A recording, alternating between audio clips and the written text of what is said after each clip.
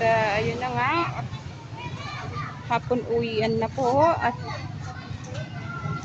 dahil may hinatid na pasahero pa si Kuya Rick, kaya naiwan kami saglit dito sa school. Hinihintay pa namin sila, Kuya Rick. At ayun na nga, ihahatid ko muna ang aking mga anak sa Sampot at gusto daw nilang maglaro doon sa Sampot.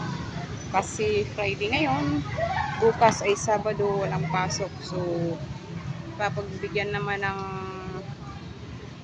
ko naman ang hiling ng aking mga anak na maglaro sila. At bukas ay Sabado at hindi ko rin sila papayagan na pumunta ng bayan. So, yun na nga guys. Ngayon ay August 9. Oras ganap na 4:21 ng hapon.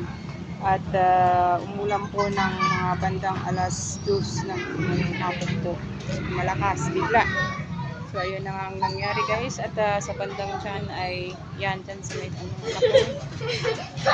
at medyo may tubig po dyan guys. At itong dalawang to, ayan, si DJ, ating Sampot, plus Mini Cesar.